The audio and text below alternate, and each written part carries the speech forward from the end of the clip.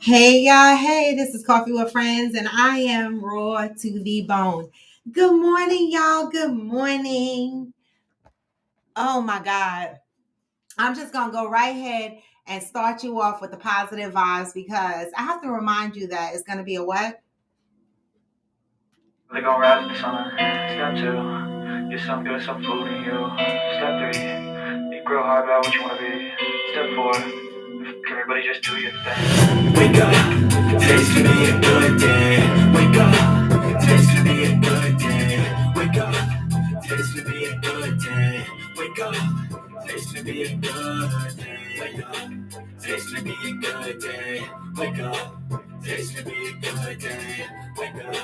Today's gonna be a good day. Wake up. Today's gonna be a good day. Set your affirmations, that's from Hey Hillbilly. To do the aftermath of preparation. Hey, good food, good mood. Blood in circulation. One step at a time. Yeah, that's how you make it. Set a goal you control and the steps you take them. I try to pick one thought, have some concentration. And if I make a mistake, it's called education. I try to do this every day, call it replication. Wake up. Today's gonna be a good day. Wake up. Today's gonna be a good day. Wake up. Today's gonna be a good day. Wake up. Today's gonna be a good day. Wake up. Today's gonna be a good day. Wake up. Today's gonna be a good day. Hey. Wake up. Today's gonna be a good day. Wake up. Today's gonna be a good day. Life ain't easy, yo. I think there's a reason, though.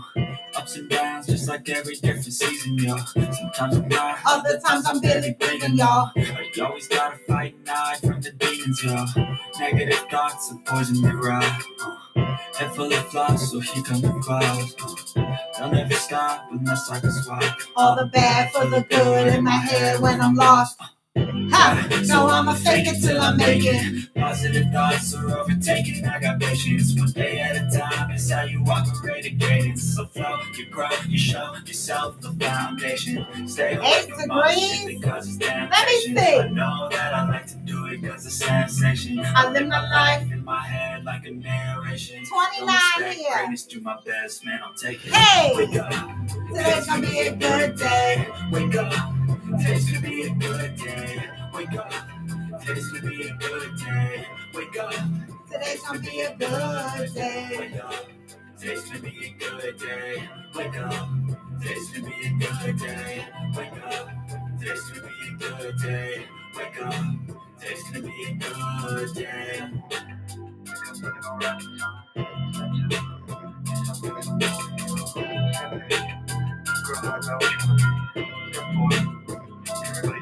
Hey! Good morning, good morning. Happy Friday. Happy Friday. We woke up this morning. That's the first thing that I'm grateful for, right? Because some people didn't wake up this morning. Also, blessings and, well, not blessings and prayers for those in California. I say blessings because I know a lot of people are sad because, good morning, Brandilla, good morning, Valerie, because they lost their homes, they lost their material items, they lost their memories. And there's a lot of heartbroken people in California. The blessing is those that survived, even though they lost their material things. There's a blessing in this, right? Because we can always rebuild material things. It's sad because California, you know, and I'm not trying to be funny, is looking like the apocalypse, right? It's looking like Mad Max times. It's really devastating because, you know, at this rate, the insurance companies are fucking people over. And it's just going to be interesting how California rebuilds. I mean, the fucking Hollywood sign burned. I heard the Hollywood sign burned. Like, oh my God, like it's just so devastating, right? And so much is happening in the world right now. Good morning, Cheryl. Thank you. And yes, Valerie, I still look at the pictures. It's so devastating what the world is going through from a political standpoint, a natural disaster standpoint. It's just, I just don't know. We're in really troubling times. And so, you know, today's message talks about the experience of faith is what keeps my faith alive. And so I want to know what that statement means to you. Let me just type that here for a minute. The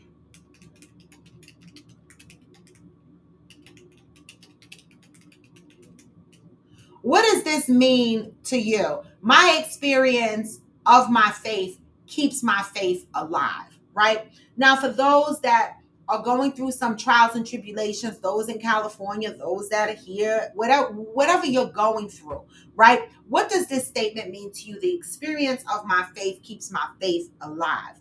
I didn't even read the positive read yet. I'm just going off of the title of today's message.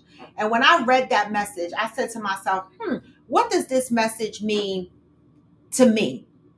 Um, the experience of my faith keeps my faith alive, right? And it means a lot to me because many people often wonder how I smile through a lot of my trials and tribulations, right? Even though I grind my teeth and I have bruxism, right? That goes to show you that I do go through my own trials and tribulations, that I do have stressors that affect me physically, right? But I'm able to navigate on a day-to-day basis with confidence and my head held high because my experience of my faith keeps my faith alive. Let me tell you what that means to me. There was a time that I was knocking on doors just to have my son get something to eat. There was a time that I lived without lights. There was a time during the time that I lived without lights that I had to use an extension cord to plug into my neighbor's house just to get lights. There was a time that I didn't know whether I was going to have a safe place to live. I didn't know if I was going to be able to successfully raise my son.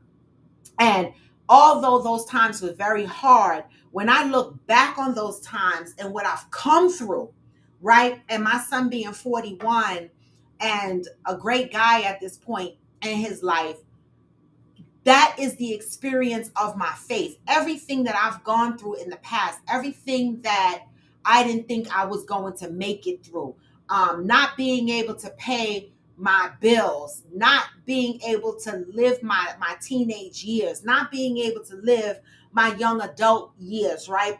And I remember crying a lot and not knowing.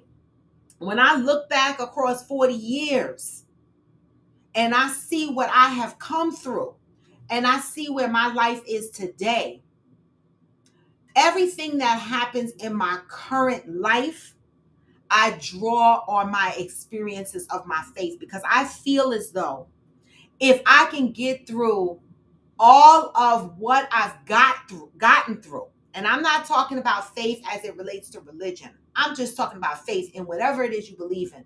I'm spiritual. I'm not aligned with a religion, but I do have a spiritual connection.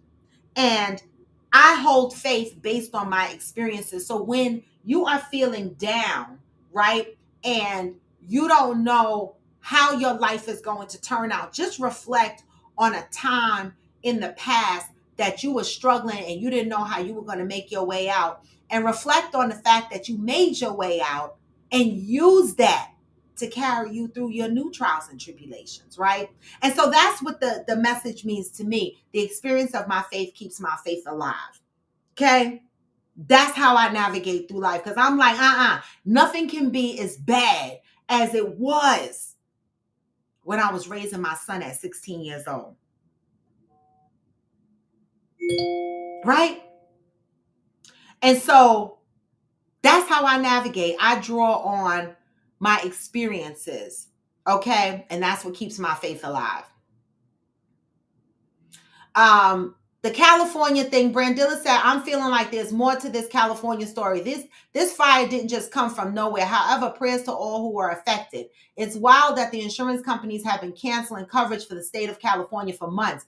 Gotta be something to all of this. Okay. I don't know, Brandilla. It's weird because they have clippings where there's a palm tree burning and it's nowhere near the fire. So, I mean, the wind could have carried a spark. Anything could have happened. But I'm with you, Brandilla. How did this shit start? And then in was it El Dorado Hills? One of the areas in California, they actually arrested someone for arson. And so I must say to myself, why the fuck would anybody want to start a fire in California of all places? Why would somebody want to do that? Right? That's the first thing that I ask, right?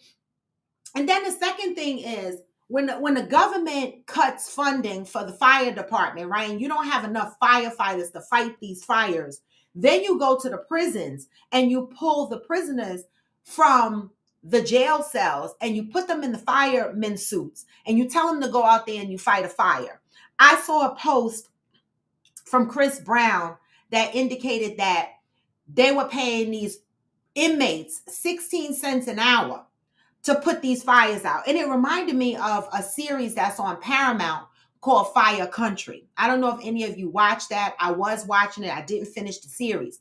But Fire Country is exactly what Chris Brown is talking about. This series shows that there is a population of inmates that are enrolled in the firefighting program, and they fight fires for small pay and for reduced sentences. That's what happens in the series Fire Country. Now, I don't know what happens in real life with the prisoners when they fight fires, but hopefully those that got selected to enter the firefighting program, hopefully these guys will get reduced sentences, right? I don't know how they pick the inmates, the less violent inmates. I don't know how that works, but I'm praying for everybody. Okay, I'm praying for everybody. Hillbilly said, I have no faith in isms. My only faith is my ability to protect my family or how I handled myself alone and around others. Okay. Brandilla said, I've always been interested in why it was decided that Cali, New York, and Florida became the major destinations they became. I've been thinking displaced people should migrate elsewhere and start a new like a new place. I don't know. Because we're asylum states. Good morning, Ansel. Because we're asylum states. I don't know. I don't know who decided that. Okay, I was born into that. But I don't know. I don't know. Okay, so we are in a state of sad times. Actually, my neighbor, I don't know if you guys remember her. She used to join the show as Jello. Her name is Gisela, and she lives across the hall from me, and her son, he moved to California a couple of years ago. So I reached out to Gisela and I said, hey girl, how is your son doing? How is he faring in California? And she responded to me and said the building that her son lived in is completely gone. Right. And I believe she said that they were in California right now. I guess she flew to California. Let me just not misstate her message to me. He had to evacuate his don't believe his building made it. Thank God he got out safe. And us staying at an Airbnb in San Diego. Okay, so she actually flew to California to be with her son, her and her sister, I believe. And they're renting an Airbnb in San Diego. I think I would have flew him here, but maybe the flights are not flying. I don't know. Well, if she got there, he could have came here, right? But anyway, she's there in San Diego with her son, and it's very unfortunate. All right. So reach out to anybody that you know that might live in California. All right. And touch base with them and make sure that they're good. Valerie said, I saw a video about that, and the lady said the inmates don't even get a certificate or anything so they can become firefighters when they get out. Right. Now, in the series Fire Country, they did have where certain inmates got selected at the end that was able to go through the firefighting program to become a firefighter. And so I am hoping that they do give some of these inmates the opportunities to be able to transition back into society with a good job like firefighting, right? That would be amazing. That would be amazing. So I'm hoping that that changes. Okay. Brandilla said, I just have ideas on things that could change for the better. Another thought is that they should have aviation programs in schools to prepare kids for careers in aviation. There is a need. Well, there are some technical high schools, but not every kid gets into them, right? But so I agree that certain things like home economics, aviation, um, home economics, aviation, woodworking class, all of these things need to be put. Finance, literacy, these are the type of classes that we really need in our schools. I really agree with that, Brandilla. And it shouldn't only be designated to technical schools or charter schools. It should be available in every school because I think that those are legit survival skills. And so we need to do better. I agree with that. All right. And so I'm going to get into reading today's message because I have a heavy day at work and I have a dentist appointment at 11:30 that I need to be prepared for. I mean, I'm not getting dressed or anything. I'm going to the dentist like this because what the fuck? All right. I did get up this morning after not riding my bike for 2 weeks due to back issues from November that lingered on for over a month. All right. And I didn't want to trigger out my back again. And then I rolled right into the bruxism issue with my teeth, grinding my teeth and fracturing the bones in my teeth. Right. And so, believe it or not, exercise and constant movement and stuff affects your mouth. If your mouth is hurting, exercise exasperates the pain in your mouth. I know it sounds crazy. So this morning I got up and I said, okay, even though my mouth hurts every now and again, my back is feeling better. I need to get back on this bike. I got on the bike this morning and at first I was going to take a low impact class, not knowing what my stamina was going to be. And I decided against that. I was like, no, I'm going to challenge myself. I'm going to take a Tunde R&B class. And anybody that has a Peloton bike know Tunde will whip your ass. Okay. I took her 20-minute class. She whipped my ass. I then did 10 minutes on the step machine that AG bought me for Christmas. And then I did my yoga exercises, right? These are the simple things that I do to maintain my mental health, my physical health, right? And my stamina, right? Because I want to be here a while. I still want to travel. I still want to have mobility. I still want to do things. A lot of people work out solely for the way their body looks. I work out to keep my stamina and to keep my mental and my physical operating, moving. And you know what ultimately happens? My body shows up. Okay. I do not focus on the body I want when I work out. I focus more on my mind and how I'm feeling. And ultimately my body shows up. And so that's just a little tidbit for you guys. Okay. You become a firefighter here in Maryland with a record. I don't think that's a bad thing, Cheryl. I know some people I have a son with a record. So I have, a little bit different stance on that than some people who don't have felons in their family, right? I have a son who's a felon, and I'm gonna tell you no lie, I am grateful for the jobs, the corporations that gave my son an opportunity to work there. When he got laid off of his last job, I was really concerned. And when he got this new job and they did a background check on him, this is the first time that he was actually sent his background check report. This is a true story. My son called me on the phone and said, Mom, I'm really nervous. I said, what's the matter? He said, this is the first time a job has actually sent me my report for me to sign.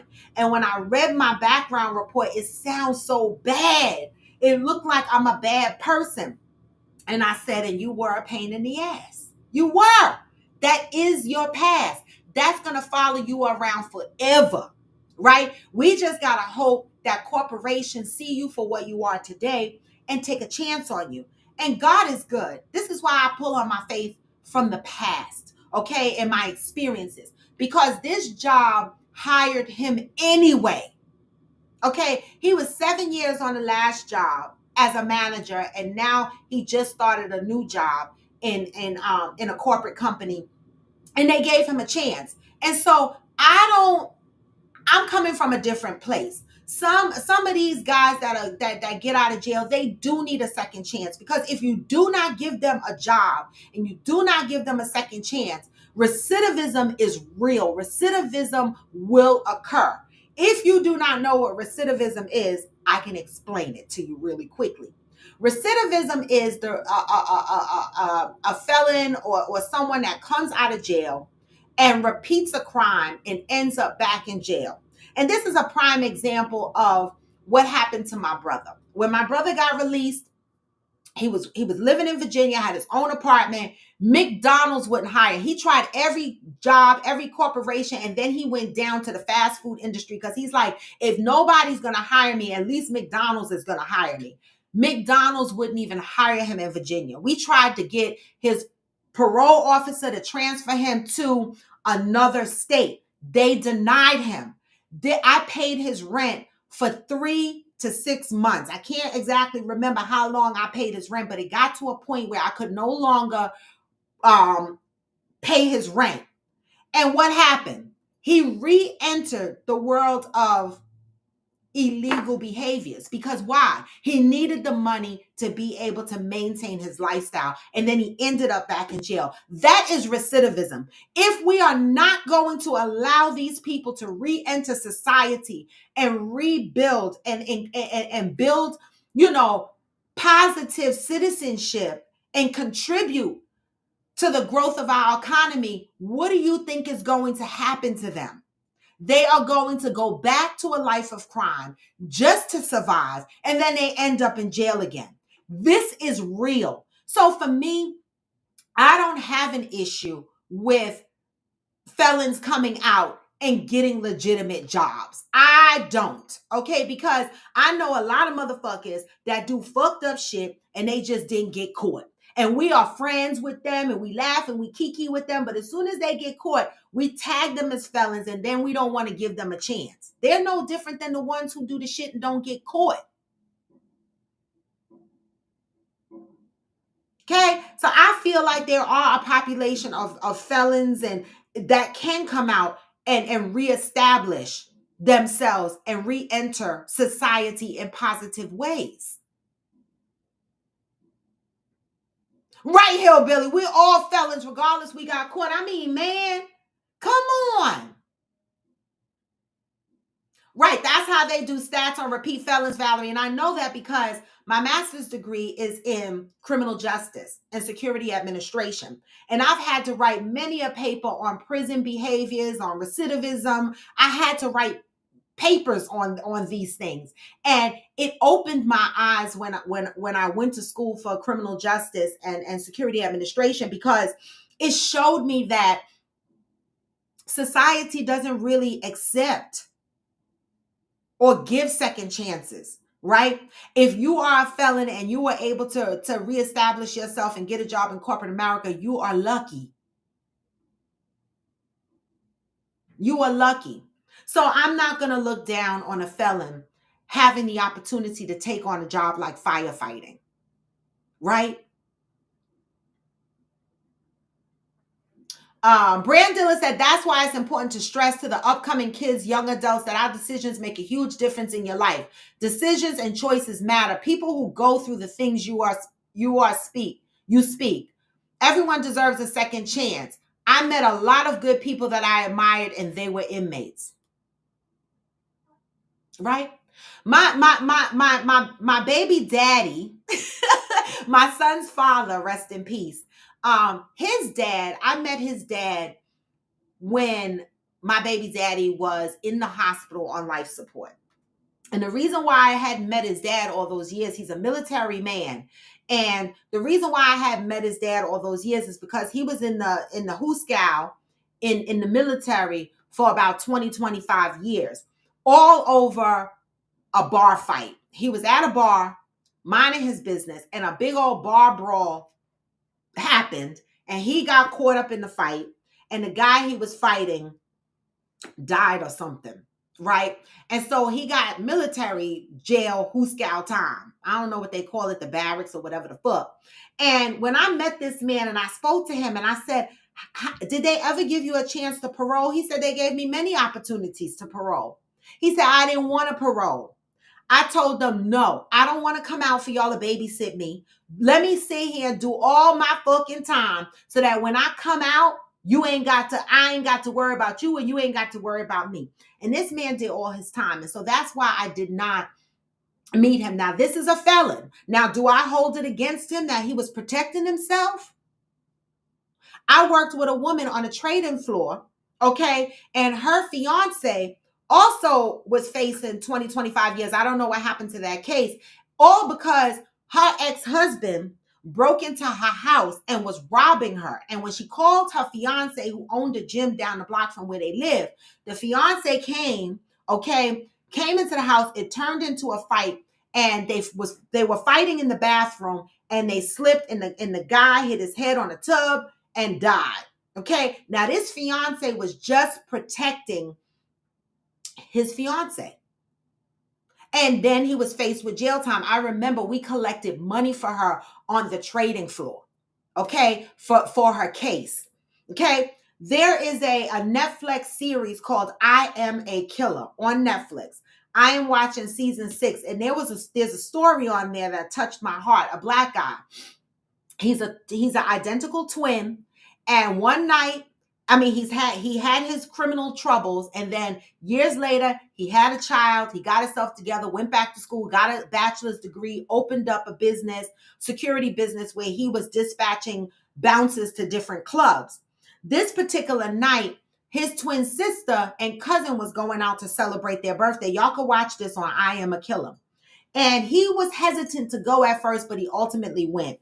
And majority white bar, okay. When he walked into the bar, he and his friend sat at a table. He saw his twin sister and cousin sitting at the bar. Shortly after he got there, he saw that there was like some kind of disturbance going on at the bar, and his cousin said something smart to one of the white guys that was coming after him, and the white guy bitch slapped him. Okay. So of course, the black guy sees his cousin get bitch slapped by a white man. He gets up and he pulls his cousin back because his profession is bouncing and security. He pulls his cousin back. He tells the bouncers, we're out of here. Takes his cousin outside and his sister outside. They start walking. All the white guys came outside the bar and started taunting them and harassing them. Okay. This man turned around and saw one of the white men getting ready to charge at his sister, his twin sister. He immediately turned around, ran down the block. They show the camera footage. He runs down the block and he punched the guy. One punch. The guy fell out, bang, on the sidewalk. Another guy rolled up. He punched that motherfucker.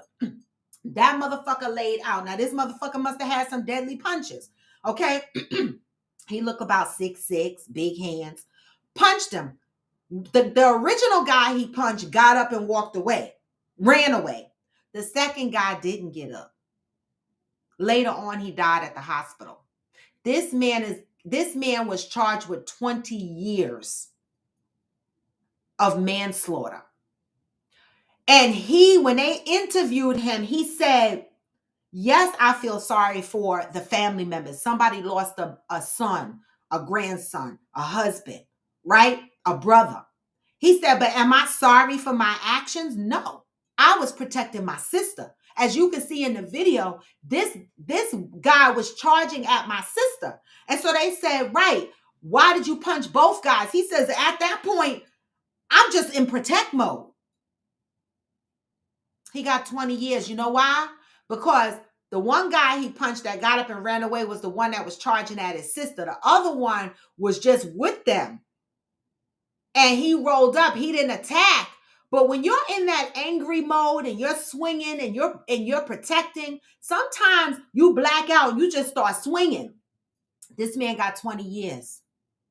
20 years for protecting his sister. And you know what he said? He said he's not going to go after them for race or whatever. He had an all-white jury and appealed his case and went back and still got 20 years. Another all-white jury.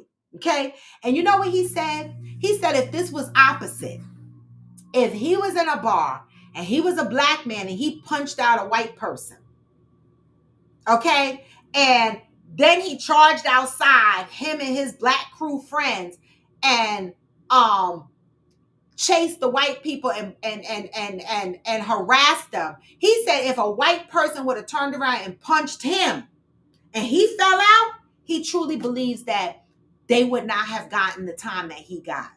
And I believe that, right? You know, some places don't feel like we have a right to protect ourselves. And so now he's a felon.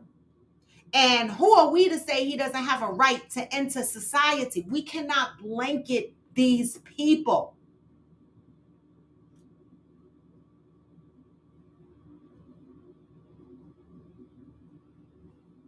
Our mayor had 15 DUIs by the time he retired. You know, it's so funny because I remember going to municipal court over a traffic violation, and the judge suspended my license until my next court date, right? And I worked with a retired sergeant or chief of police, sorry, retired chief of police, and he knew the prosecutor, so he called the prosecutor. And my coworker said to me, this retired chief of police, he said, you know, the judge you have is an alcoholic. He got a bunch of DUIs. And I'm like, hold up. How the fuck the judge got a bunch of DUIs, but he suspended my license over a bullshit ticket? Ultimately, they dropped it and reinstated my license or whatever the case may be. But just to show you that we will turn our backs on the people that we know that are felons. And meanwhile, we got judges and mayors and now a whole fucking president that have felons. So why can't the average person get a second chance in society when all these other motherfuckers are? It ain't right.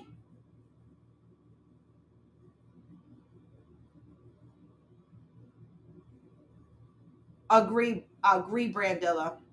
Ansel said police killed black men and started All Lives Matters. Ghetto. Hillbilly says society must accept them. When we don't, it's because we believe the isms. I agree. And so we, as society, we keep saying society, but we are a part of society, right? So we have to start changing our mindset, right? And hope it catches fire. No pun intended, California. You know what I'm saying? So with that, I'm going to read today's positive message, right? Because I think a lot of people need to hear this. January 10th, we are in the month of life. And it says, life will work for me when I realize the experience of my faith keeps my faith alive. And I ask you guys, what does that mean to you? So let's read and see what it means to Iyanla. You must have faith and experience in order to live life fully. You must have faith that all the things you expect from life are possible for you. You must have faith that no matter what life brings you, you will be able to handle it. You must have faith that your faith will eventually lead to good experiences. Experience teaches you that your faith is paying off. Once you have had an experience, you know that you know. When you know, you become more faithful. Once you have an experience, it makes you want better or a different experience. The difference between faith and experience is this. One you must work on. The other one works on you. You must work to keep your faith alive. When you are working on faith, it may feel as if you are going against the grain. There may be no evidence that what you believe has any validity.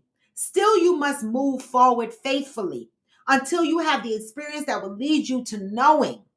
An experience leaves a mark on your conscience. An experience will guide your thoughts and your actions. An experience can open your heart to new horizons or close your heart in fear. In the midst of an experience, you must have faith that you will ultimately reap some benefit from what you know, what you now know to be true. It is important to know what experiences to put your faith in. If you have an unpleasant experience, have faith that you will learn something new, useful, or productive. When you have a pleasant or productive experience, have faith that you can duplicate the experience and make it better. Have faith that your mind and your heart will always be open to bigger, better experiences than those you've already had. Until today, you may not have realized that your faith and your experience work hand in hand. Just for today, use your faith to create better experiences. Use your experiences to activate a deeper sense of faith. Today, I am devoted to faithfully seeking to broaden my experiences and to experiencing a deeper faith. Work on that shit, okay? That's the message for today. I work on it constantly because I know that I've come through many of things, many of experiences, and here I am. And so I draw from that. Valerie said yes, because take their habits, drug, alcohol, etc., up the ladder with them. They still have those addictions, right? But yet, we don't look at those people as felons because they're judges, they're this, they're that, the other thing. But our little nobodies, as soon as they are felon, we like, never mind. We got to do better. We got to do better. Okay? And so I am grateful that there are corporations out there that still are opening doors for my son. Thank you. And he hasn't been back since. You understand what I'm saying? Sometimes we have to give them a chance.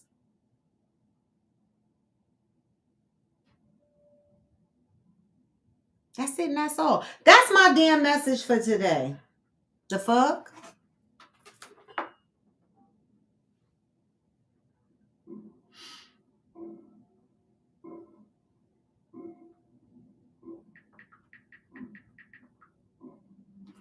That's my dentist asking me to confirm my appointment. All right, at 11:30. I don't know what's going to happen when I get there, but we'll see. Because, I mean, I know they don't think I got money to just give them today. But we shall see. Happy Friday, Deb. Happy Friday. Happy Friday. I just finished reading The Positive Vibe. I went through all my spiel. All right, before I had to move towards closing the show because I have an appointment at 11:30, and I still have some work to do at work before I do that. Name one industry that doesn't have a drug reputation. All are known for some drugs or another. Right. True. I won't even try, hillbilly. I won't.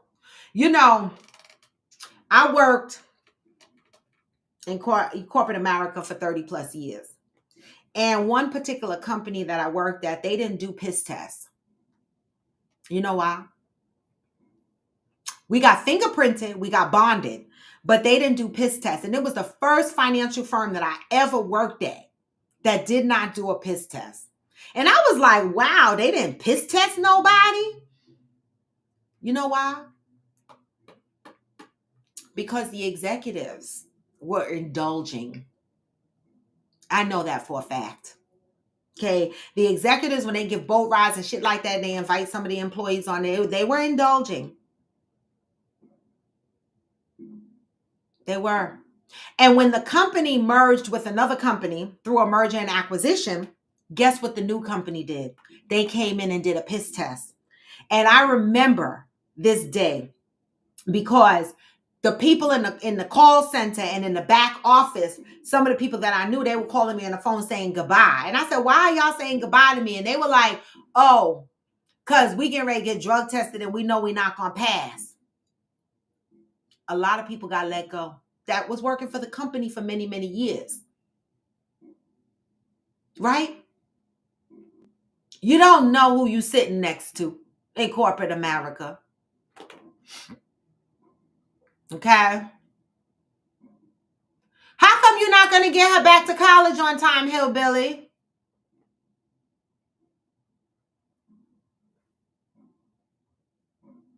You said it seems like Trump is still having a trail instead of being sentenced. Exactly.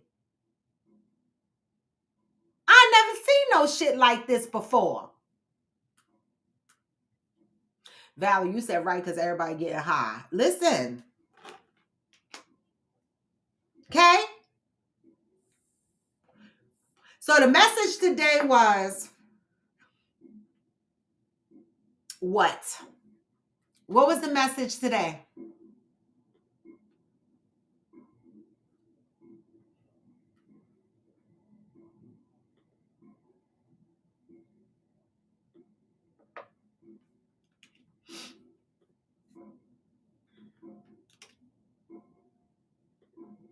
This was the message today. Let that marinate. This is the month of life. The experience of my faith keeps my faith alive. Hold on to that. Watch the world consolidate into larger countries. Even Trump has set into motion a Canada and a Greenland grab. I know. I see that. Well, Greenland, you know, we had to look that up the other day to see who owned Greenland. And Greenland is kind of independent. So I guess that's why Trump is trying to grab it. Oh, you're supposed to get 8 inches. Oh, God. The state didn't drug test either, only if you got into trouble on the job. See? See what I'm saying?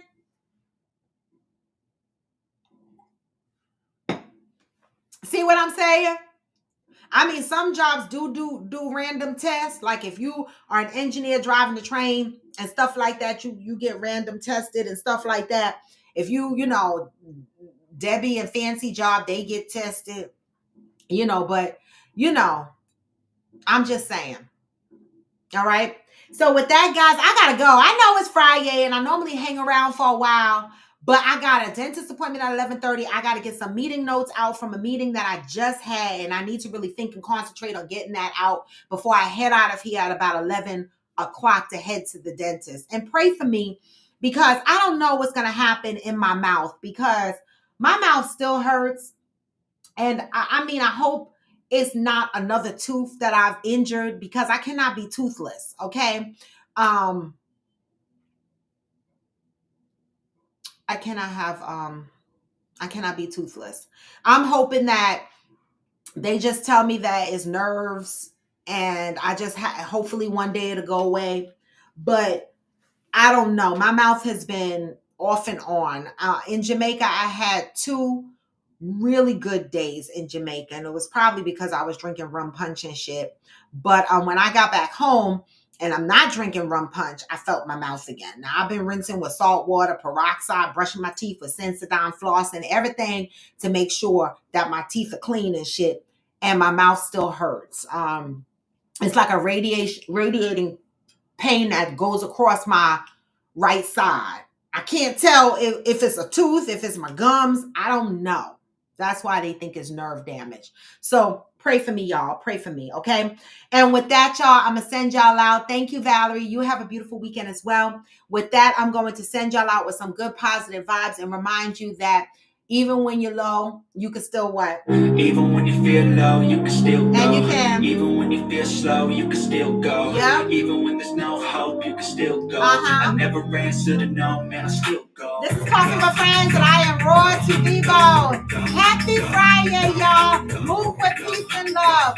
Enjoy your weekend. Get this message on the way out. Hey, hustle hard. I'll be making moves till I'm buried in my grave. Huh? To the system, I don't wanna be a slave. I've been doing shit my way, on the highway, and in the driveway, it's a nice range. Cause I'm down through the climb, I invite pain. You never hear me, bitch, nah, I don't complain. Just gotta flip the switch and you can go and obtain anything you want, anything you need. Your mind's got to keep greedy. Y'all get the whole song today. Better see with the negativity, but I just slide right by that energy. Huh? Even when you feel low, you can still go. Even when you feel slow, you can still go. Even when there's no hope, you can still go. Hey, I never answer, No, man, I still go. And I don't. Go. I'm hard-headed.